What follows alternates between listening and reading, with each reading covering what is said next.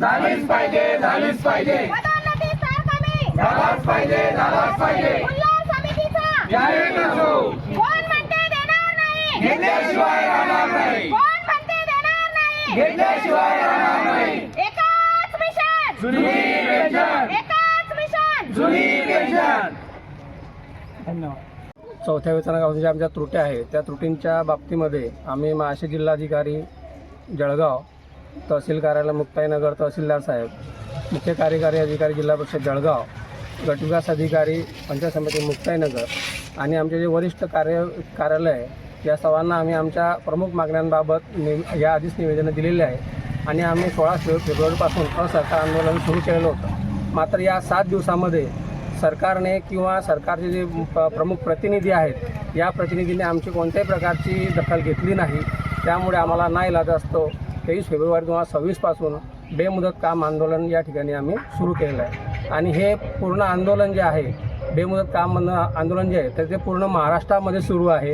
प्रत्येक जिल्हा परिषदचा कर्मचारी असो, जलसंपदा विभागाचा कर्मचारी असो, प्रत्येक कर्मचारी या संपामध्ये या बेमुदत काम आंदोलनामध्ये सहभागी आहे आणि आमच्या या ज्या मागण्या आहेत ह्या आमच्या हक्काच्या मागण्या आहेत. आमच्या हक्काच्या मागण्या ज्या आहेत त्या आमच्या वेतन त्रुटी दूर झाल्या पाहिजे. जुनी पेन्शन योजना त्याच्यामध्ये कोणताही फेरबदल न करताना जशाच तशी लागू झाली पाहिजे आणि पदोन्नती स्तर कमी झाले पाहिजे अशा आमच्या विविध प्रकारच्या मागण्या आहेत. त्यापैकी प्रमुख मागण्या आमच्या या आहेत. या मागण्या जोपर्यंत आमच्या पूर्ण होत नाही, जोपर्यंत शासन दरबार आमच्याजवळ घेतल्या जात नाही तोपर्यंत पूर्ण महाराष्ट्रामध्ये अशाच प्रकारे आंदोलन सुरू होत राहील. याची सर्वांनी दखल घ्यावी. सरकारने आमची दखल घेतली पाहिजे आणि आमच्या मागण्या पूर्ण केल्या पाहिजे असं आम्ही संघटनेतर्फे आवाहन करतोय. आमची दखल त्यांनी घ्यावी असं आम्ही आवाहन करतोय. झालीच पाहिजे. आपलं काम बंद आंदोलन करण्यात आलेलं आहे कर्मचाऱ्यांचं, लिपिकांचं, काय सांगणार? आमचं काम बंद आंदोलन याच्यासाठी छेडण्यात आलेलं आहे की आम्ही मुंबईला उपोषण केलेलं होतं 2 दिवसाचं. नंतर नागपूरला विधान भवनावरती आक्रोश मोर्चा तयार केला आणि आमच्या प्रमुख मागण्या अशा आहे की आमचं 4थ्या वेतन आयोगापासून ज्या वेतन त्रुटी आहे शासन का दूर करत नाही ते शासनालाच माहिती. आम्ही वेळोवेळी विनंत्या केलेल्या आहे. नंतर आम्ही पदोन्नती स्तर कमी करायच्या विनंत्या वारंवार केल्या. मंत्रालयांमध्ये ज्या मिटिंगा लावल्या गेल्या परंतु त्याच्यातून निर्णय झालेला नाही. नंतर जुनी पेन्शन योजनेचा सर्वांचा संवर्गाचा विषय आहे तो पण शासन वेळोवेळी हो म्हणते मात्र देण्याचं नाव घेत नाही.